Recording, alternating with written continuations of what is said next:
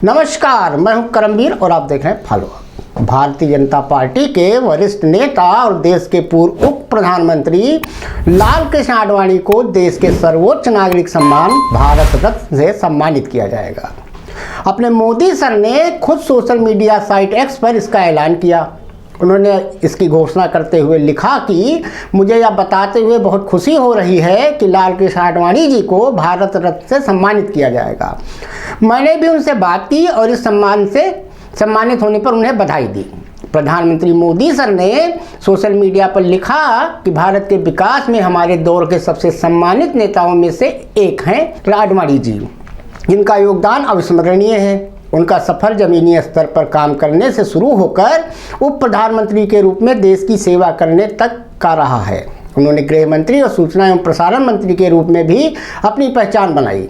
उनकी संसदीय यात्रा अनुकरणीय और समृद्ध नजरिए से भरी रही है। उन्हें भारत रत्न देने का फैसला मोदी सर के लिए बेहद भावुक घड़ी है। उन्होंने आगे लिखा कि मुझे उनके साथ काम करने और उनसे सीखने का कई बार मौका मिला। वहीं आडवाणी ने कहा कि मैं पूरी विनम्रता और कृतज्ञता के साथ भारत रत्न स्वीकार करता हूं। यह न केवल एक व्यक्ति के रूप में मेरे लिए सम्मान की बात है, बल्कि उन आदर्शों और सिद्धांतों का भी सम्मान है जिसकी मैं पूरी जिंदगी अपनी पूरी क्षमता के साथ सेवा करने के लिए प्रेरित रहा हूं।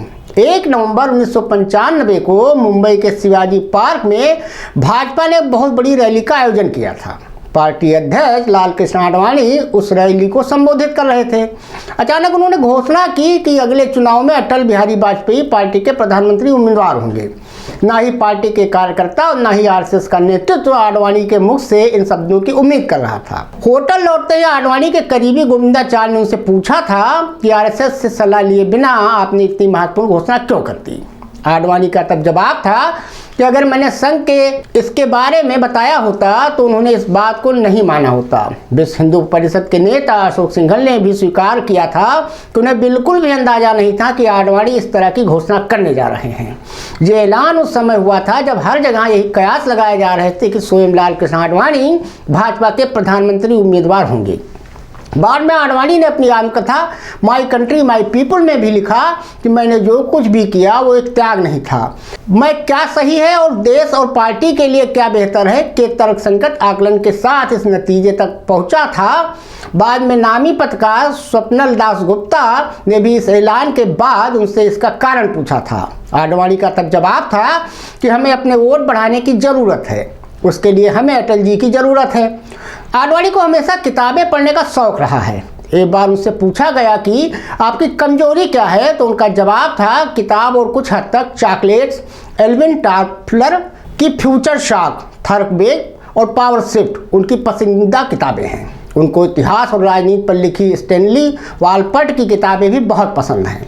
आडवाणी फिल्मों के भी बेहद दीवाने रहे हैं। सत्यजीत राय की फिल्में, हॉलीवुड की फिल्में the bridge on the rear क्वाई, my fair lady और द साउंड ऑफ म्यूजिक उनकी फेवरेट फिल्में रही हैं। हिंदी फिल्मों में आमिर खान की तारे ज़मीन पर और शाहरुख खान की चक दे इंडिया को उन्होंने बहुत पसंद किया था।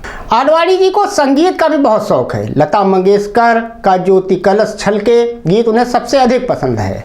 इसके अलावा वो मेहंदी हसन, जगजीत सिंह और मलिक पुखराज की गज़लें सुनने के भी शौकीन रहे हैं। सन 2005 के बाद से आडवाणी नागपुर से आने वाले उन संकेतों को पढ़ने में विफल रहे जिसमें बार बार कहा जा रहा था कि अब उनके सक्रिय राजनीति से हटने का समय आ गया है। नतीजा ये रहा कि बीते कुछ सालों से उन्हें राजनीतिक जीवन में वो शर्मिंदगी उठानी पड़ी जिसका उन जैसा कद्दावर नेता बिल्कुल हकदार नहीं रहा। जब 2013 की एक दोपहर गोवा के पार्टी सम्मेलन में नरेंद्र मोदी को पार्टी का प्रधानमंत्री उम्मीदवार घोषित कर दिया गया, उस समय उनका दुख बांटने वाला कोई नहीं था। ये उन नेताओं की तरफ से उन्हें एक दुखद जवाबी उपहार था जिनकी पूरी जमात उनके संरक्षण में पत्नी और पली और बढ़ी हुई थी। एक ऐसे नेता के लिए जिसने हजारों मील रथ पर चलकर पार्टी को भारतीय लोगों के लिए प्रासंगिक बनाया। राजनीति में इस तरह हाशिए पर जाना कुछ लोगों को काव्यात्मक न्याय नहीं लगा। अपने मोदी सर के प्रधानमंत्री बनने के बाद उन्हें मार्गदर्शन मंडल में भेजा जाना भी कुछ लोगों को रास नहीं आया, बल्कि विपक्ष तक ने इस पर सवाल उठाया। हालांकि अब जब प्रधानमंत्री मोदी सर ने आडवाणी को देश के सबसे बड़े सम्मान भारत रत्न से सम्मानित करने का ऐलान किया है, तब समर्थक इसे उनकी दशकों की मेहनत का न्यायोचित सम्मान बता रहे हैं। धन्यवाद।